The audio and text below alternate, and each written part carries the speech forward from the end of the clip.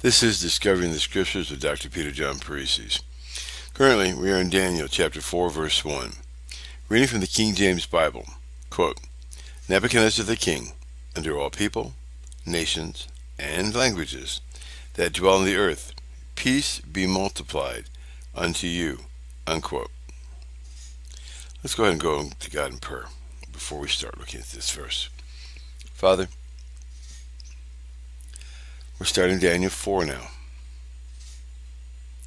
I ask you to give us knowledge and wisdom concerning the Scriptures as we go through them and as we meditate upon them through the day. Please, for it all comes from you. In Jesus Christ's name I pray. Now I ask and pray that you would please speak with us like you did all the examples through the Bible that you've given us, that you do communicate to us, contrary to any thoughts of the critics and the tools of Satan and those who are just astonished. You spoke to Enoch, Elijah, Moses, the prophets, the prophetesses, men and women, and you have also spoken to the ministers, the missionaries, men and women, even in our times.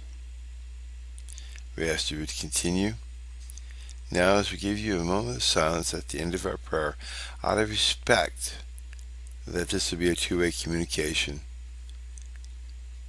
In Jesus Christ's name I pray.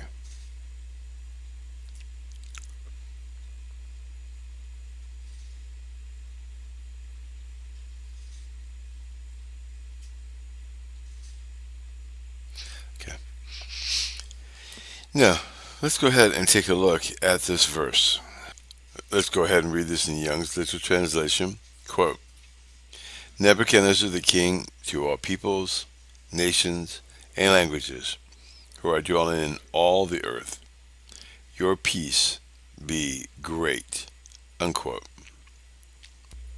When we parse this entire chapter out, it's written in the Quartz language, the Chaldeans language, Aramaic.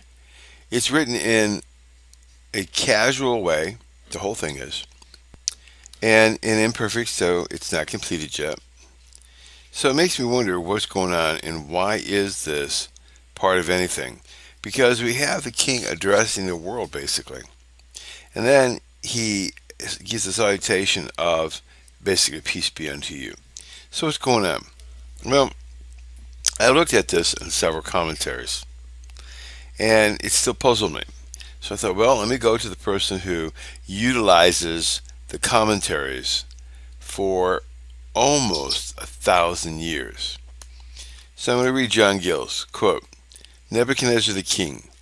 This and the following verses are annexed to the preceding chapter in the Hebrew Bible and in the Septuagint and Vulgate Latin versions, as if the author of the division of the chapters thought that Nebuchadnezzar proposed by his public proclamation to celebrate the praise of the Lord on account of the wonderful deliverance of the three Jews from the fierce furnace, whereas they are a prefix to a narrative of a dream and an event which concerned himself and most properly began a new chapter, as they do in the Syriac and Arabic versions.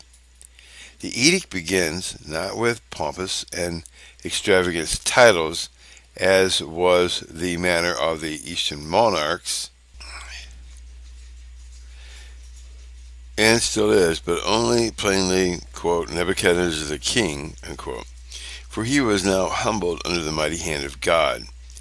Whether his conversion was real is not evident, yet certain it is. He expresses himself in a stronger language concerning the divine being in his works, and under a deeper sense, sovereignty and majesty than ever he did before.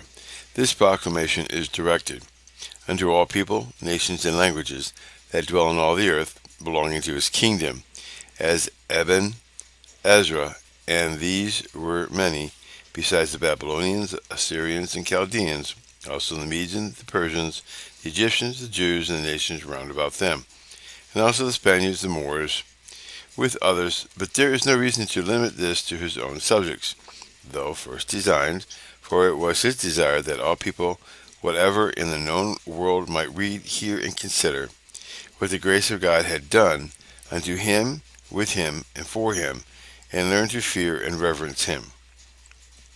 Peace be multiplied unto you, a wish for all kind of outward happiness and prosperity, and an increase of it. Thus it becomes a prince to wish for all his subjects, even for all the world, for there cannot be a greater blessing than peace, nor a greater judgment than war. This phrase is borrowed from the common salutation in Eastern countries, and is used often in the New Testament for spiritual and eternal peace. Unquote. End of John Gill's commentary on Daniel chapter 4, verse 1. That's why I read this, is because I recognized at the end of this verse that Nebuchadnezzar was using a common salutation, and I wanted to know why. I bet you do too. Well, you're going to have to continue to listen as we go through the next verse. Please remember that our current ministry on YouTube is supported by your clicking on the ads that allows money to be given by the advertisers to YouTube, and then a portion is given to my ministry here, which helps support it. And also, we're trying to raise the money to go nonprofit.